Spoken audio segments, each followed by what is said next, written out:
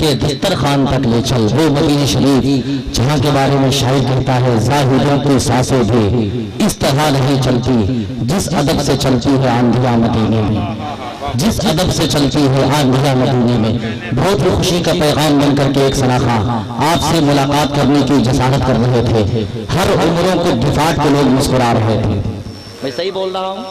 صحیح بول رہا ہوں؟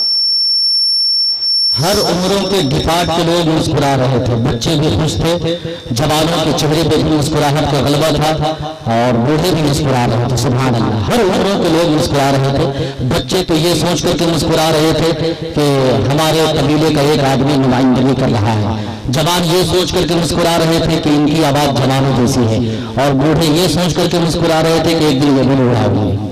سمجھ رہے ہیں آپ؟ ہاں ماشاءاللہ، بہت اچھے انداز میں سنتے ہیں، بہت اچھا ماحول ہے۔ کچھ لوگ جا رہے ہیں، کچھ کام سے جا رہے ہیں، وہ ابھی آ جائیں گے، آپ ٹینشن نہ لیں، محبت کے ساتھ آپ بیٹھے رہیں۔ حضرات بہت اچھا ماحول ہے، بیچ بیچ میں جو جگہ خالی ہو چکی ہے میں ان لوگوں سے گزارش کروں گا کہ ذرا سا آپ لوگ قریب آ کر کے بیٹھ جائیے، آ جائیے، تھوڑی سی قریب آ جائیے، ماحول بنا دیجیے۔ ہندوستان کا ایک شاعر ابھی ہمارے اور آپ کے درمیان تشریف فرما ہے، بہت جلد ان کی آمد ہونے والی ہے ماشاءاللہ، بہت اچھے انداز میں آپ سنتے ہیں، ذرا ہاتھوں کو اٹھائیے اور لے جا کر بولیے یا رسول اللہ، یا رسول اللہ۔ آپ کمیٹی بڑی دمدار ہے اور یہاں نوٹ بندی کا کوئی اثر نہیں ہے۔ سبحان اللہ، سرکار غوث اعظم کا نام سن کر کے سنی مسلمان کا چہرہ گلاب کی طرح کھل جاتا ہے اور وہابی کا رنگ بدل جاتا ہے۔ سبحان اللہ، ہندوستان میں بہت اتار چڑھاؤ آئے، کئی بندیاں آئی، مگر یہ 4-5 بندیاں بہت گندی ہے۔ سب سے پہلے آئی چک بندی، ادھر کا چک ادھر، ادھر کا ادھر، کسان بڑے پریشان۔ اس کے بعد آئی کسان کے سب سے پہلے آئی چک بندی، اس کے بعد آئی نس بندی، پھر آئے دیوبندی، اب آئی ہے نوٹ بندی۔ اب پتہ نہیں یہ کیا کرے گا نوٹ بندی۔ ہوشیار رہنا چاہیے، اگر آپ کے اندر ذرا سی بیداری آ گئی ہے تو محبت سے ہاتھوں کو اٹھائیے اور تڑپ کر بولیے سبحان اللہ، ذرا اور بیداری کے ساتھ ہاتھ اٹھا کر لہرا کر بولیے یا رسول اللہ۔ ماشاءاللہ حضرات، میں چاہتا ہوں کہ آپ اتنے زور سے سبحان اللہ بولے کہ پنڈال بھی اڑ جائے، سمجھ رہے ہیں، اور بہت دور تک آواز جائے، کتنوں کو کلیجہ پھٹ جائے اور آپ کا مسئلہ بالکل سیٹ ہو جائے۔ حضرات ایک شعر پڑھ دیتا ہوں، سنیے کہ نبی والا کسی در کا سوالی ہو نہیں سکتا، نبی والا کسی در کا سوالی ہو نہیں سکتا، بھرے جس کا نبی دامن وہ خالی ہو نہیں، نبی والا کسی در کا سوالی ہو نہیں سکتا، بھرے جس کا نبی دامن وہ خالی ہو نہیں سکتا، اور حاجی ہو نمازی ہو ملا ہو وہ مفتی ہو، حاجی ہو نمازی ہو ملا ہو وہ مفتی ہو، نبی کا جو بھی منکر ہے حلالی ہو نہیں سکتا۔ سبحان اللہ، نبی کا جو بھی منکر ہے حلالی ہو نہیں سکتا۔ حضرات یہ شعر میں دہلی علاقے میں پڑھا تھا، سنیوں کے مجمع میں ایک وہابی بیٹھا تھا، وہ سن کر کے کہنے لگا مولانا ایسا شعر نہیں پڑھنا چاہیے۔ میں نے کہا بتائیے کیا کیا نہیں کرنا چاہیے، تو بڑا ادب کھو بیٹھا، کہا اتنے جلسے نہیں کرنی چاہیے، اتنے جلوس نہیں کرنی چاہیے، ایسا شعر نہیں پڑھنا چاہیے، مرنے کے بعد 10واں نہیں ہونا چاہیے، 20واں نہیں ہونا چاہیے، 40واں نہیں ہونا چاہیے۔ میں نے تیور بدل کر کہا ظالم، ہر جائز کام ہونا چاہیے، تجھ جیسا ناجائز انسان دنیا میں نہیں ہونا چاہیے۔ سبحان اللہ، سبحان اللہ۔ یار اس نمبر پہ آپ کو نعرہ لگانا چاہیے، محبت کے ساتھ سارا مجمع اپنے ہاتھوں کو اٹھائیے، تڑپ کر بولیے سبحان اللہ۔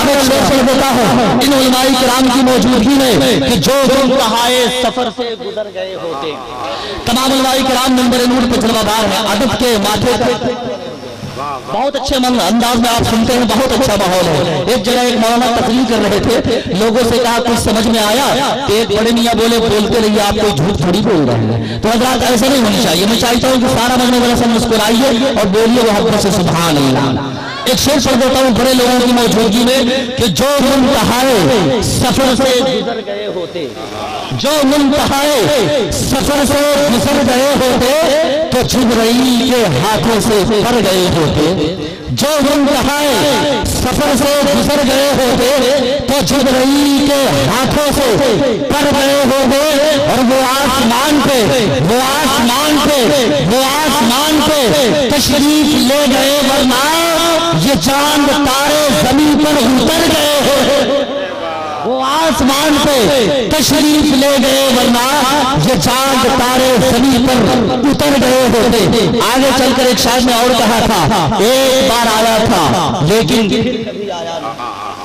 ایک بار آیا تھا لیکن پھر کبھی آیا نہیں، ایک ایسا شخص جس کا جسم کا سایہ نہیں، ایک بار آیا تھا لیکن پھر کبھی آیا نہیں، ایک ایسا شخص جس کا جسم کا سایہ نہیں۔ اور آگے چل کر کہوں جو منتہائے انسان کی خواہشوں کی کوئی انتہا نہیں، انسان کی خواہشوں کی۔ ذرا سا آپ ماحول بنا دیں، اس لیے کہ ایک بڑے شاعر کی آمد ہونے والی ہے۔ میں چاہتا ہوں ذرا سا آپ لوگ مسکرا کر آپ بول دیں سبحان اللہ۔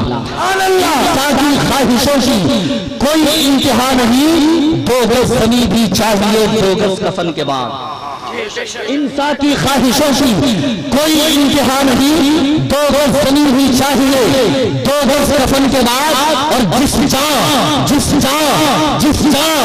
بدن سے روح نکل کر نہ جا سکے، میرا نبی وہاں بھی گیا ہے بدن کے ساتھ۔